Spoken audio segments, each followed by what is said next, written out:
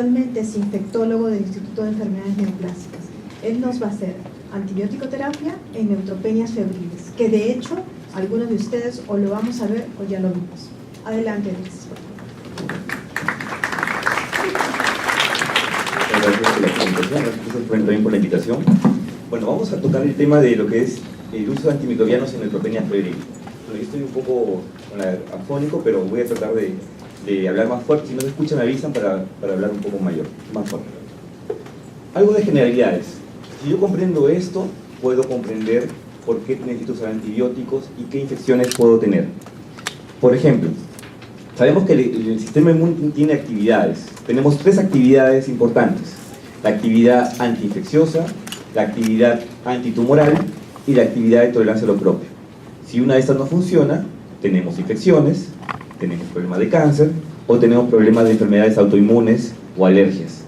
Los pacientes pueden tener una de estas o pueden tener todas o 2 de ellas o combinadas.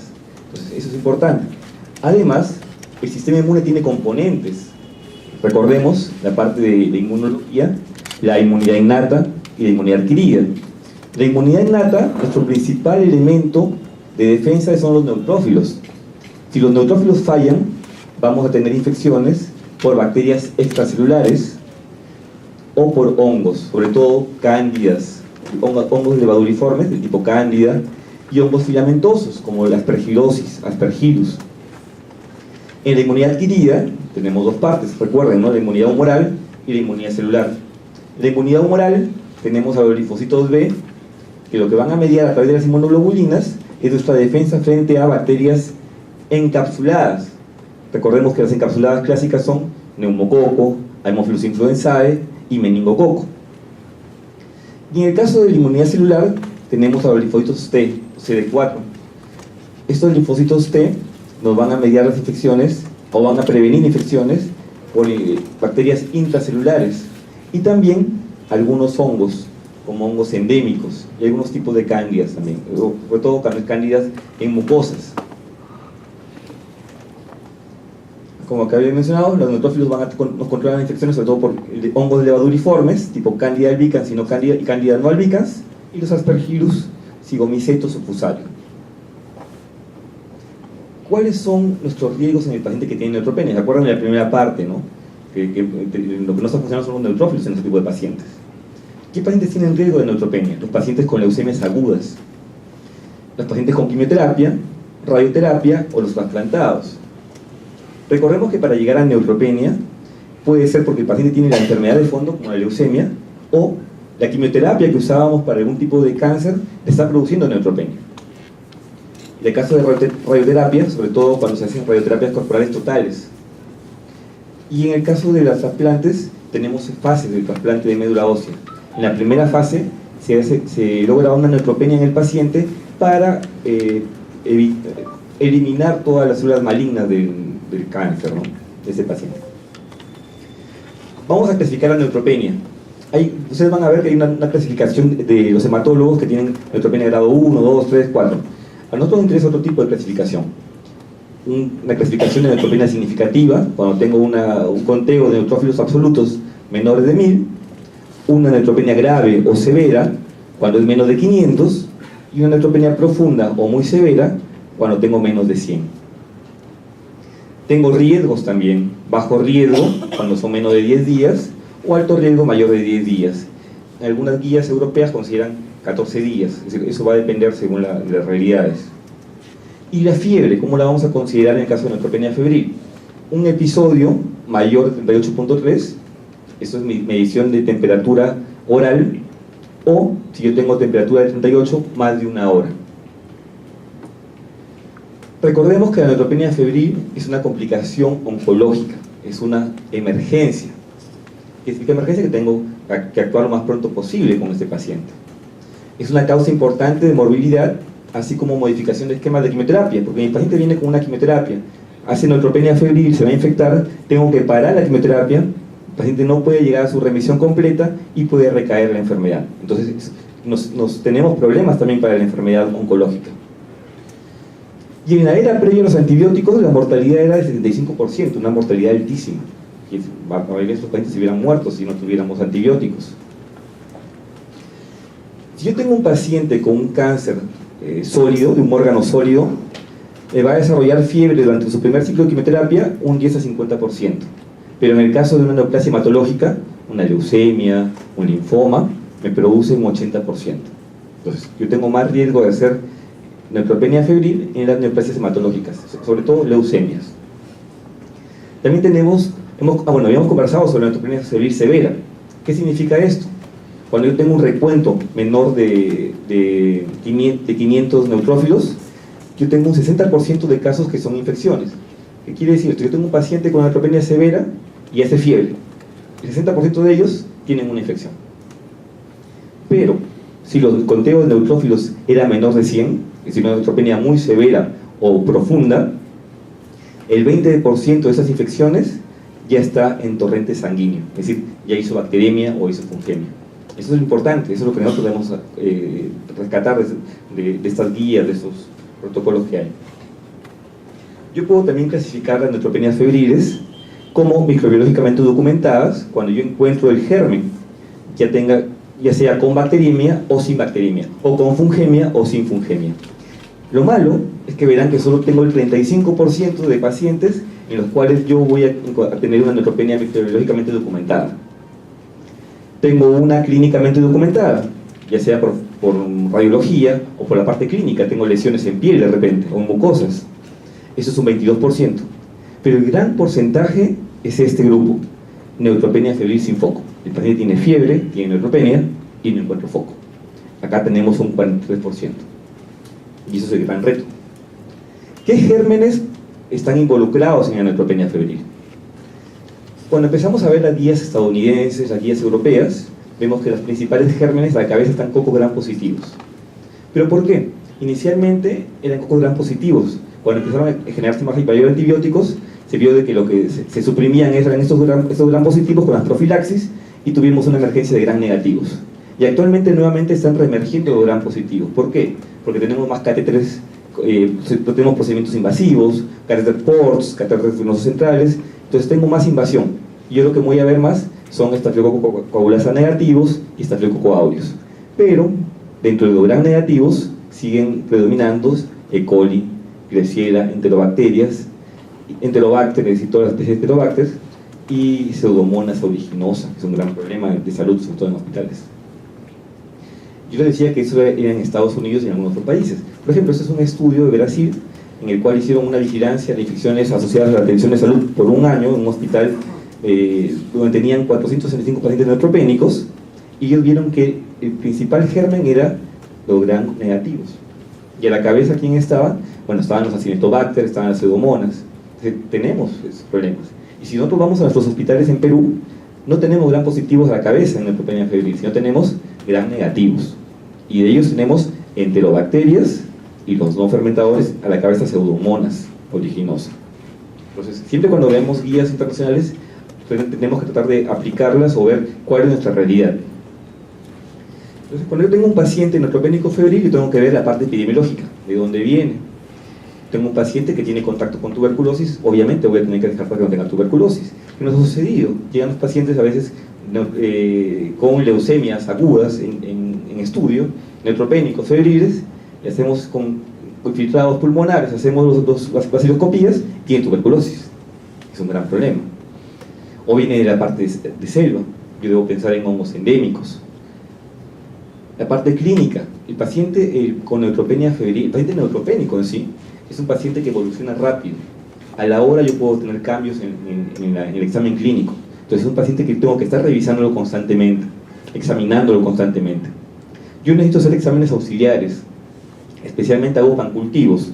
Generalmente hacemos hemocultivos. Las guías nos recomiendan hacer 2 hemocultivos periféricos. Si tuviera un catéter venoso central, hacerle también un hemocultivo del catéter. Pero, por ejemplo, si yo tuviera diarrea, tengo que hacer coprocultivos, toxina de Clostridium difficile, parasitológicos en heces, buscar estrongiloides, sobre todo si vienen de zonas endémicas, buscar coccidios también.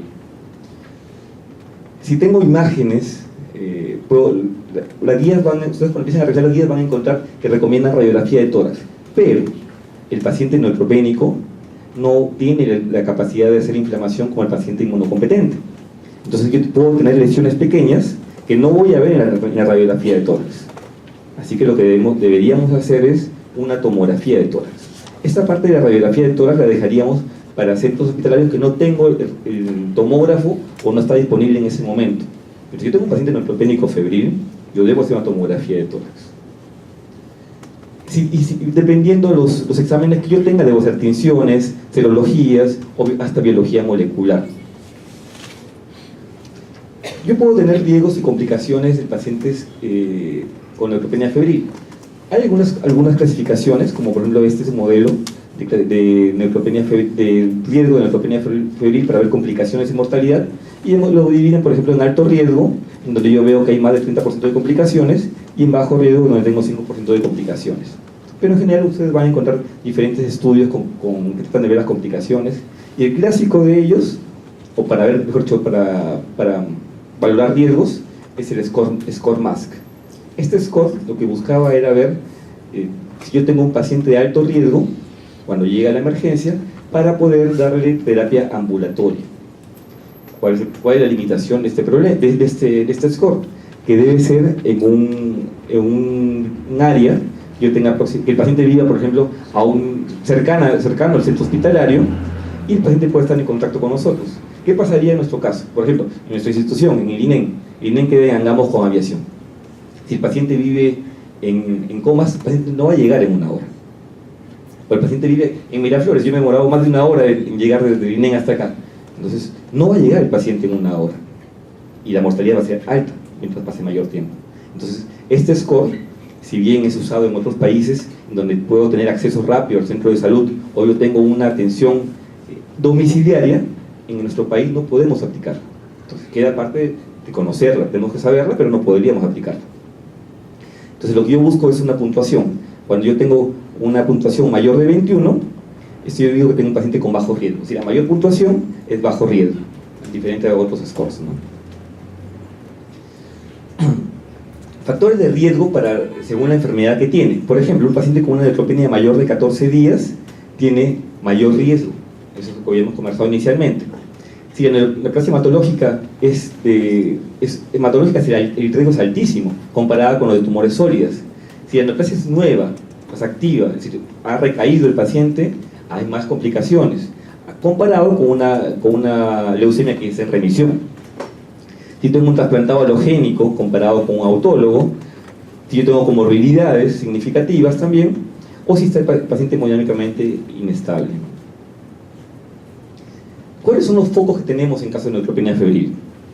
Torrente sanguíneo, tengo 15 a 20%, pulmones, es importantísimo, por eso, paciente con neutropenia febril yo debo hacer tomografías, no nos olvidemos. En nuestro país, más aún, no nos olvidemos que tenemos que descartar tuberculosis. Tracto gastrointestinal también, encontramos mucha enteritis neutropénica, el paciente tiene neutropenia y está haciendo diarrea. Entonces hay también riesgo de translocación bacteriana. Y piel y partes blandas, pero en sí yo puedo tener más focos, senos paranasales, por ejemplo, puedo tener también a nivel de esófago distal, puedo tener zonas de venopunción, y tengo que revisar dónde tengo los accesos vasculares. Entonces no solo es ver lo clásico, es buscar al paciente de pies a cabeza, revisarlo. Yo tengo que enfrentar unos casitos más adelante, van a ver que tenemos que revisar todo. Por ejemplo, este paciente es un paciente joven, que estaba en el área de adolescentes, es una leucemia aguda, inició con dolor en este brazo, dolor, fiebre, una neutropenia prolongada, tenía más de 2 semanas con neutropenia profunda y fiebre, y tiene esta lesión acá, dolor, claro, inicialmente es menor, sino que ya acabamos ya a la hora, 2 horas, y acá también en la pierna no se ve mucho, ¿no? No sé si lo pueden ver, no sé si se puede ver, ¿con la luz se puede ver atrás? Sí se puede ver bien, ¿no? Acá tiene una lesión. ¿Qué podría ser? ¿Alguno tiene idea? Un esafilococo probablemente, ¿no? Yo pensaría en eso, en lo primero.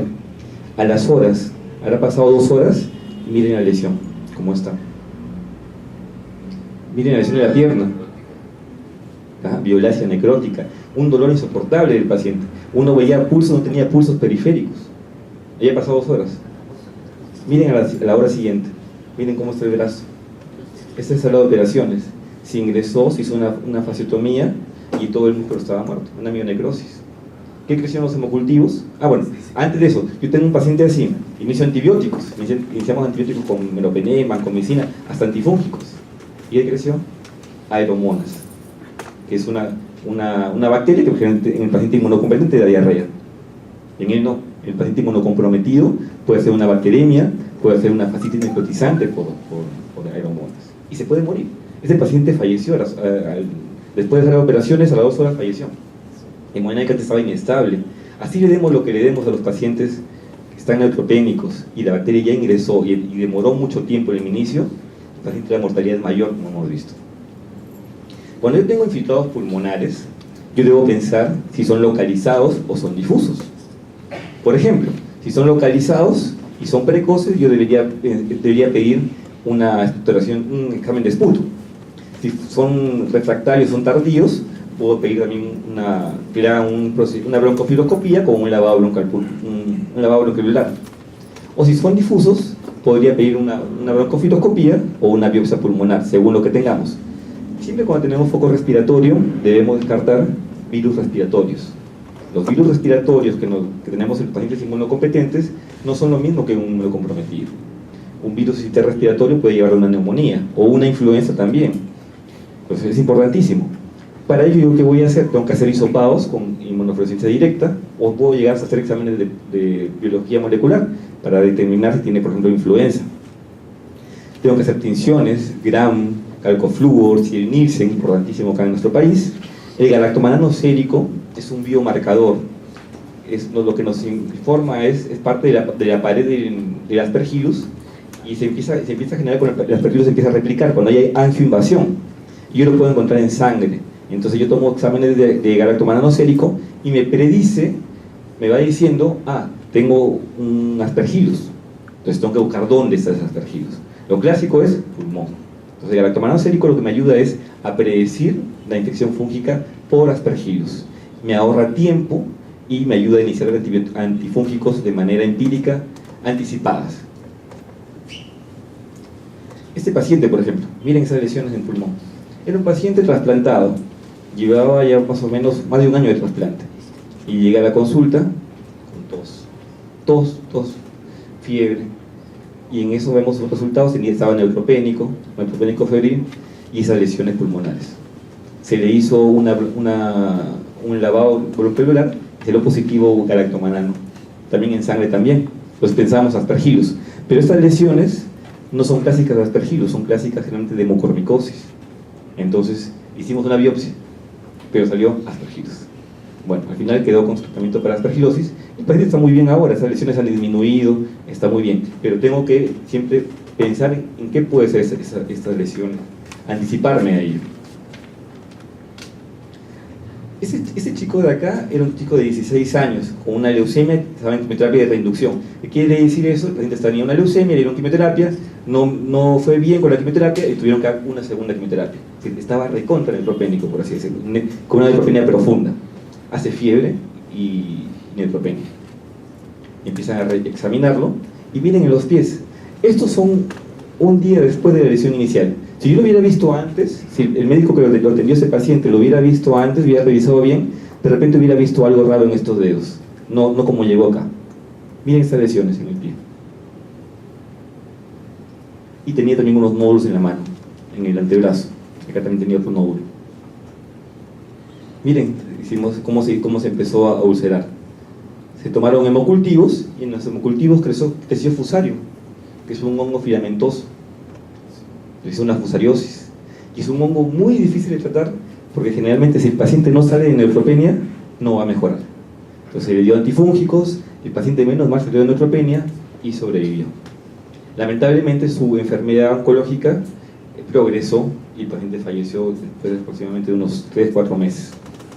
Pero es importantísimo buscar el paciente, tengo que examinarlo de pies a cabeza. Si el paciente tiene neutropenia febril, el paciente no se está dando cuenta que tiene esa lesión. Yo tengo que revisarlo. También tenía esas lesiones a nivel anal. Y acá en pulmones tenía unas nodulaciones. Fusario también puede dar lesiones pulmonares. Es un paciente que tenía 22 años.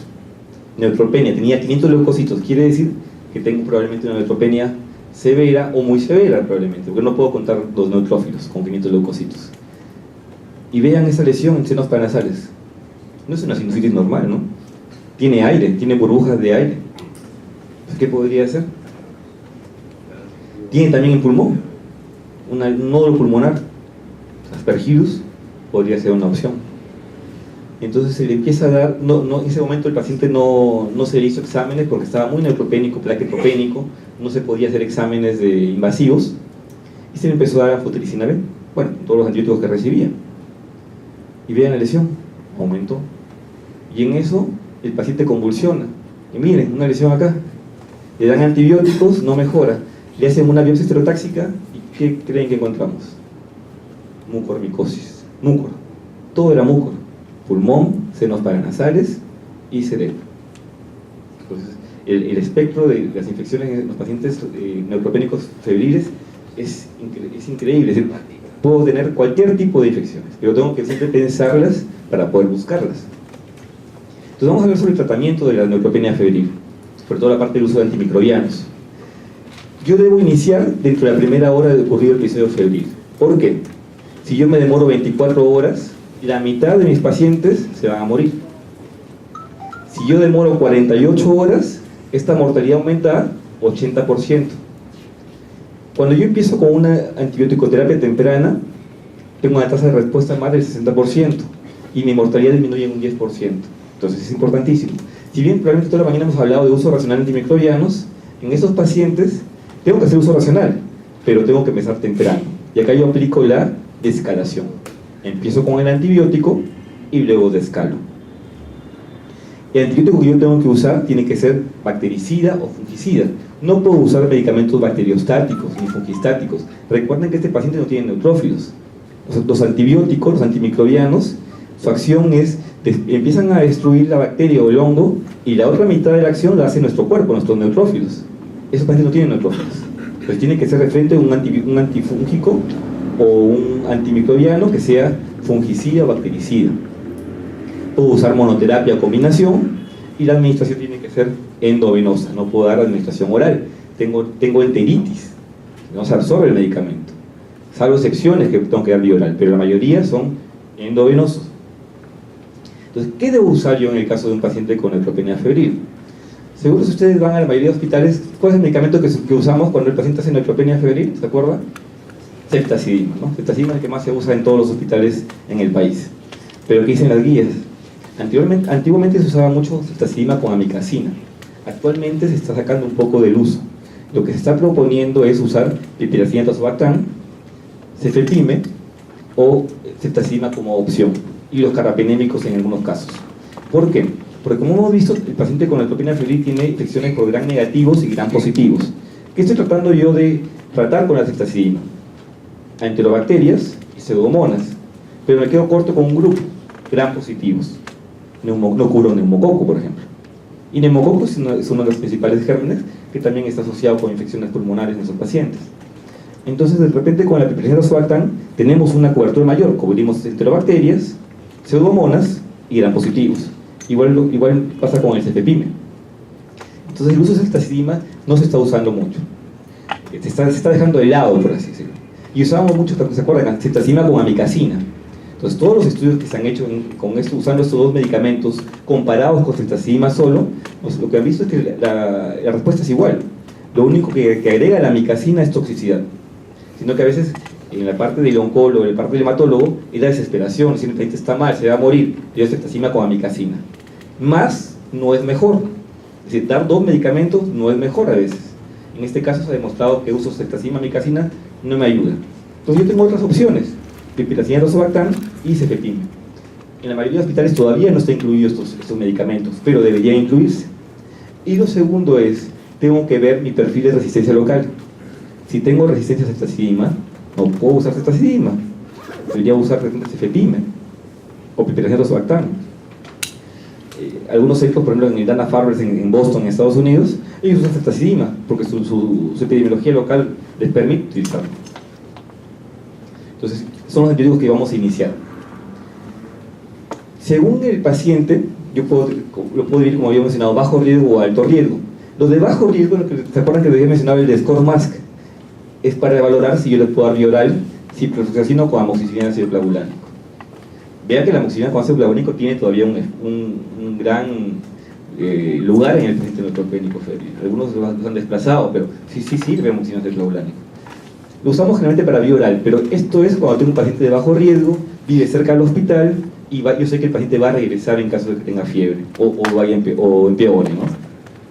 Pero lo general es usar monoterapia, cefepime o ceftazidima, piperacin surobactam, también es otros medicamentos, y en el caso de imipenem o meropenem, si el paciente estuviera chocado o tiene riesgo para hacer infecciones por gérmenes que son productoras de beta-lactamasa de efecto sostenido, BLES. Si el paciente tuviera necesidad de uso de vancomicina, yo agrego vancomicina más cefepime o ceftazidima o carbapenémico o el aminoglicósido que se usaba anteriormente. ¿Cuánto tiempo yo debo tratar? Debo tratar según el foco que tenga, pero si mi paciente no encuentra el foco y dejó de hacer fiebre, yo puedo esperar 5 a 7 días sin fiebre y descontinuar antibióticos. Porque un paciente, por ejemplo, un paciente con un síndrome mielodisplásico va a tener neutropenia por semanas, probablemente por un mes. No le voy a dar antibióticos un mes entero. Y eso es un problema que está en la mayoría de guías de neutropenia febril. Nos dicen dar antibióticos hasta hasta que el paciente salga de neutropenia. Y eso es casi a veces imposible. Entonces, se han encontrado otras formas que yo tengo un paciente sin foco, está febril, por 5 a 7 días puedo suspender antibióticos. ¿Qué usamos nosotros o cuál es nuestro algoritmo en el hospital? Tengo un paciente con neutropenia febril, empiezo con piperacin surobactam, cefepime, si está chocado un carbapenémico, si no tuviera uno de estos, puedo usar ceftazidime, ¿no? Si mi paciente tiene criterios para usar vancomicina, le agrego vancomicina. ¿Cuáles son esos criterios? Que tenga un foco pulmonar, que tenga foco de piel. Yo estoy pensando en estafilococo meticilino resistente o cefalino resistente. Entonces tiene que tener foco pulmonar, foco piel, que yo tenga signos de infección de catéter venoso central, que yo tenga una mucositis mayor de grado 2, o que yo tenga ya identificado en sangre un coco gram positivo. Entonces el laboratorio me dice, hay un coco gram positivo en sangre. Empiezo vancomicina hasta identificar qué coco gram positivo es. Si mi paciente tiene 48 horas, 72 horas y sigue con fiebre, yo puedo cambiar esos medicamentos iniciales por un carbapenémico, por meropenem o imipenem, que tienen actividad antipseudohormonal. Si mi paciente tiene diarrea y yo sospecho que tiene Clostridium difficile, agrego metronidazol vía oral. Vía oral, acuérdense que en el caso de Clostridium difficile, el metronidazol tiene que ser vía oral, no endovenoso. Por eso yo decía excepciones. Eso de acá. Si tengo un coco gram positivo, sospecha de coco gram positivo, agrego vancomicina o linezolid si tuviera, por ejemplo, un enterococo vancomicina resistente o es un compromiso pulmonar mayor, ¿no? y no va bien con vancomicina. Vuelvo a evaluar al paciente en 48 o 72 horas. Sigue con fiebre. Entonces ahí agrego el antifúngico. ¿Por qué? Porque las infecciones fúngicas no son iniciales. Se van a ver en los pacientes con neutropenia profunda y prolongada. No lo veo inicialmente. ¿Y ahí qué puedo iniciar? Anfotericina B o una quinocandina, capofungina es una opción, o oriconazol si tuviera nódulos pulmonares y estoy pensando que puede hacer aspergilosis, o fluconazol siempre y cuando yo tenga la sensibilidad que es una cándida albicans sensible al fluconazol y el paciente ya está saliendo de neutropenia, ¿no?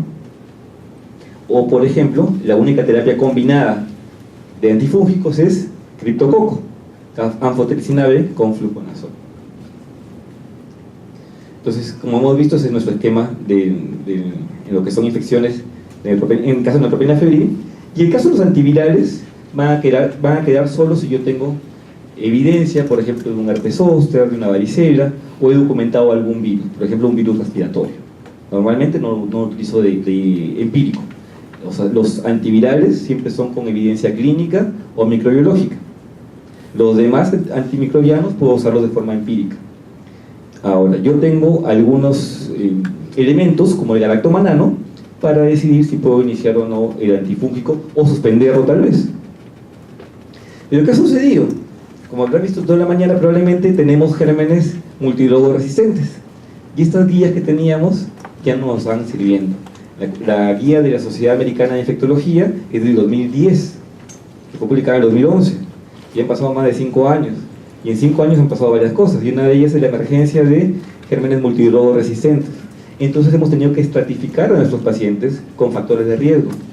Si yo tengo un paciente con una sepsis severa, o choque séptico, o trastorno de sensorio, tiene estancia prolongada, estancia previa en cuidados intensivos, una edad avanzada, más de 60 años, yo debo pensar en multidrogo resistentes. Y ya no podría iniciar con ceftazidima, ni con ceftriaxona, ni con cefepime. Debería usar como un carbapenémico. Y siempre de escalar. ¿Por qué? Porque hemos visto que la mortalidad es mayor en esos pacientes. Yo también puedo ver la parte de colonización si el paciente está colonizado. Hacemos hisopados de vigilancia.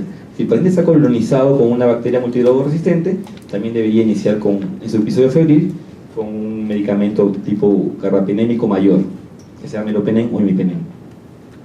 O tuvo de repente en el mes previo una infección por bacterias resistentes. Eso es clásico a veces. Vemos al paciente que ya estuvo usando de repente meropenem por una infección por una pseudomonas resistente, hace un nuevo episodio de neutropenia febril después de 15 días y le inicia piperacina tazobactam. Es ilógico. El paciente ya está colonizado por cepas resistentes.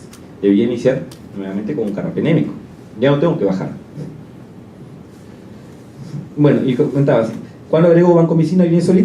Cuando tengo inestabilidad hemodinámica, shock séptico, está colonizado por gram positivos, sospecha de infección de CBC, neumonía o infecciones de piel y parto blanda. Y la mucositis de grado 2 también. El metronidazol lo agrego cuando cuando el paciente tiene diarrea, y la ciclovir en el caso de pacientes que tienen infecciones por ya sea herpes o varicela, ¿no? Siempre esto es documentado. Tenemos terapias empíricas, como hemos mencionado, la piperacina tazobactam, y alternativos son cefepime. Si el paciente tiene factores de riesgo, yo empiezo de frente con un carbapenémico. Y esto nuevo, colistina. Si el paciente tiene Acinetobacter o tuvo una infección por Acinetobacter, tiene riesgo de tener infecciones por Acinetobacter, por pseudomonas extremadamente resistentes, yo puedo usar empíricamente colistina más un beta-lactam. Entonces está cambiando de repente toda esta información. Lo básico que tienen que ustedes saber en la parte de neutropenia febril es iniciar temprano. Yo puedo descalar, no nos olvidemos. No es solo iniciar, es buscar cuál es mi germen, cuál es mi foco. Si encuentro el germen y es sensible, descalar. Si no encuentro germen y está febril, suspender. Y si tengo un foco, tratarlo. Ya. Veamos acá, estas son listas de cuánto tiempo debe durar un tratamiento. Por ejemplo, una bacteremia, por lo generalmente son 14 días. Si es por un gran negativo, 14 días. Si tengo una pseudomonas, 14 días y hacemos cultivos de control para ver si negativizo. En el caso de una candidemia, todas las guías de candidemia nos recomiendan es terminar después de 14 días del último hemocultivo negativo. ¿Qué quiere decir esto? Si tengo un paciente con una fungemia por cándida, hago mi hemocultivo hoy día, positivo. En 48 horas hago un nuevo hemocultivo, positivo. En 48 horas hago un nuevo hemocultivo y está negativo, ahí empiezo a contar 14 días después. Es decir, 14 días después del último hemocultivo negativo. Y, por ejemplo, si tengo un paciente con fiebre, debo pensar en otras causas también. Por ejemplo, fiebre por medicamentos. La enfermedad de fondo también da fiebre. Buscar abscesos, buscar tuberculosis, buscar infecciones, micosis endémicas, por ejemplo, histoplasmosis. Entonces, no solo debo limitarme con lo que tengo. Si yo veo un paciente que sigue haciendo fiebre a pesar de antibióticos, no encuentro germen, tengo que seguir buscando. ¿Cuál es la prevención en el caso del paciente con neutropénico febril? Higiene de manos, importantísimo. Higiene de manos tiene dos partes: el lavado de manos y el uso de alcohol gel. En el paciente neutropénico se recomienda lavado de manos, es importantísimo. Las precauciones estándar: todo paciente debe ser tratado como si estuviera en infección, como si estuviera infectado. Las precauciones basadas en la forma de transmisión: por ejemplo, yo tengo un paciente que tiene una infección respiratoria, imaginemos una influenza, colocar mascarillas. Tengo un paciente, por ejemplo, con varicela, tengo que aislarlo, no lo puedo dejar al lado de otro paciente que está neutropénico, que no ha tenido varicela, es susceptible. O tuberculosis también. De repente tiene una infección por un germen multidrogo resistente o Clostridium, tengo que hacer un aislamiento de contacto. Es decir, usar bandilones, guantes, lavarme las manos cuando voy a estar en contacto con él. Tengo también habitaciones especiales con filtro cepa, Son filtros especiales que lo que hacen es recambio de aire, que evitan que ingresen partículas menores de 3 micras, son pequeñísimas, y ahí no pueden ingresar aspergilosis. Aspergillus no pueden ingresar en ese tipo de partículas. Entonces son cuartos especiales, pero son caros, es una inversión. Seguro que al doctor le interesaría mucho la parte de usar el filtro cepa, cómo nos reduciría las infecciones por aspergillus, porque nos reduce uso de antifúngicos, estancia hospitalaria, complicaciones y mortalidad. La gente con aspergillus se puede morir, pero los filtros cepa son caros y el mantenimiento también es caro, y no todos los hospitales tienen filtro cepa, o mejor dicho, los cuartos. La presión positiva, la profilaxis, usar la profilaxis antibacteriana, antimicótica o antiviral, dependiendo del paciente. Hay pacientes que tienen indicaciones para profilaxis. Entonces esto va a depender mucho de cada paciente con neoplasia. Y concluyendo, debemos saber, como hemos comentado, el diagnóstico precoz y tratamiento antibiótico empírico adecuado y oportuno, identificación oportuna de los potenciales focos de infección, la rotación y adición de antibióticos según la clínica o laboratorio o cultivos, y la parte de prevención. ¿Qué mejor que prevenir? Por ejemplo, los pacientes con influenza y tienen leucemia, están neutropénicos, la mayoría está hospitalizado más de 2 semanas. ¿Cómo se contagió el paciente? ¿Cómo se contagió de influenza el paciente? ¿Quién lo contagió? Personal de salud y familiares. Entonces, ¿qué debería hacer? Vacunación de personal de salud y familiares. Si mi familiar tiene síntomas respiratorios, no debe entrar. Si el personal de salud está resfriado, como en el caso de yo no estoy trabajando. Entonces, no puedo ir a trabajar, no puedo ver paciente con neutropenia. Entonces, eso es lo importante. Si no, vamos a tener brotes hospitalarios. Y se vean los pacientes con neutropenia, pacientes hematológicos que tienen influenza. La mayoría están hospitalizados más de 1 semana. Pero esa es la parte de prevención y educación del paciente y familiares. El lavado de manos es importantísimo. Todo lo que van a ver ustedes en el curso, hablamos mucho de gérmenes multilobos resistentes, extremadamente resistentes. Las bacterias no viajan solas, viajan manos, estetoscopio, dispositivos. Es importantísimo la parte de la prevención. Bueno, y quería dejarles con una frase que dice: los antibacterianos no solo se clasifican en bacteriostáticos y bactericidas, en ciertas dosis y en ciertas manos pueden ser homicidas. Hay que tener mucho cuidado con eso.